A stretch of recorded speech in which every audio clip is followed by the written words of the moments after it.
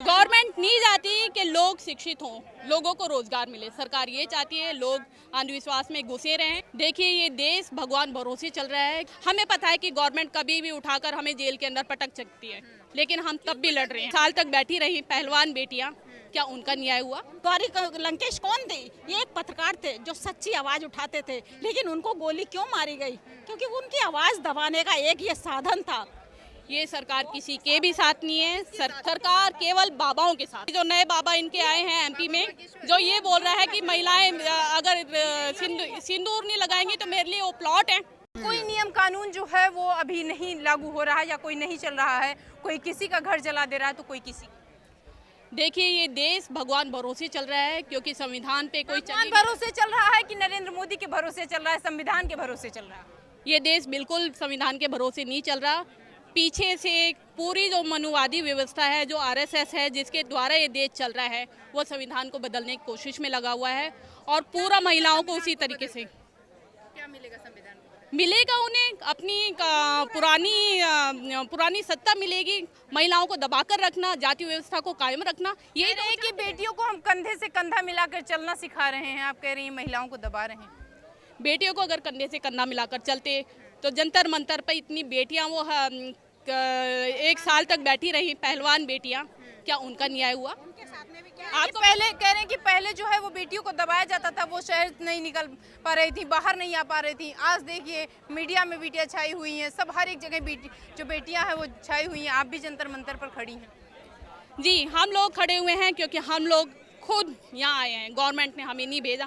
हमें पता है कि गवर्नमेंट कभी भी उठाकर हमें जेल के अंदर पटक सकती है, लेकिन हम तब भी लड़ रहे हैं क्योंकि गवर्नमेंट नहीं चाहती कि कोई आवाज उठाए, कोई सरकार के खिलाफ बोले। सरकार जितना भी गलत करे उसे करते रहने देना चाहिए। सच बोलना जो है वो अब मुश्किल हो गया है। जी, हमारे जो अभिव्यक्ति की आज़ादी थी, जो हमें संविधान देता था, संविधान खत्म हो रहा है तो उसके साथ में अभिव्यक्ति की आज़ादी खत्म हो रही है।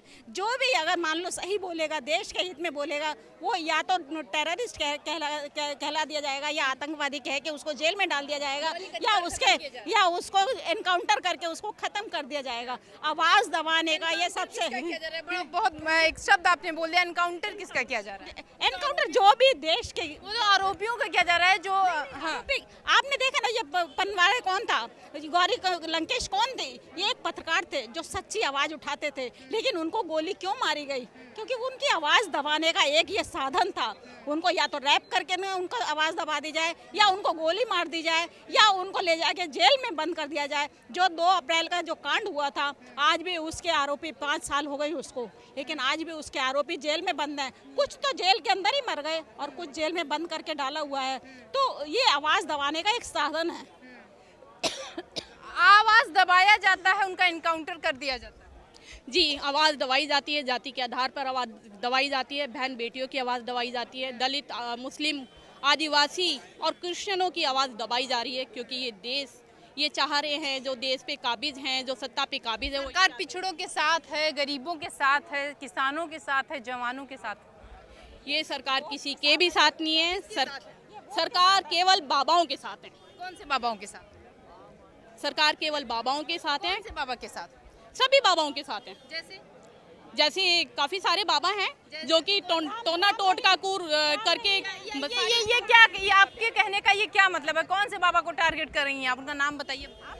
एक बाबा थोड़ी है, एक बाबा थोड़ी है, किसी एक को बता दीजिए। नहीं, एक बाबा नहीं है ना। को तो बता दीजिए। अरे इनके आसाराम, झासाराम, राम रहीम, राम को तो जेल में बंद कर दिया, कार्रवाई कर रहे हैं। राम रहीम है ना। पर भी कार्रवाई हो अगर संविधान नहीं होता तो वो कार्रवाई नहीं करते। हाँ। एक और बाबा है, अभी जो नए बाबा इनके आए हैं एमपी में, जो ये बोल रहा है कि महिलाएं अगर सिंदूर नहीं लगाएंगी तो मेरे लिए वो प्लॉट है। तो औरतों में अपने लिए प्लॉट ढूंढते हैं कि भाई कौन सा प्लॉट खाली है, मैं कहाँ पे जाऊं। ये इनके बयान है इन बाबाओं के, और इन बाबाओं के सरकार जाकर चरण छूती है। क्या बात कर रहे हैं आप? सरकार तो जो है वो जाती है। देखिए कितना बाबा बागेश्वर धाम जो है कितना फेमस है, सबका जो जीवनी बता देते हैं तुरंत, तभी जाती है ना, वो किसी और चीज के लिए थोड़ी ना जाती। गवर्नमेंट नहीं चाहती कि लोग शिक्षित हों, लोगों को रोजगार मिले। सरकार ये चाहती है लोग अंधविश्वास में घुसे रहें। सरकार रोजगार दे रही है, सरकार शिक्षा को बढ़ावा दे रही है।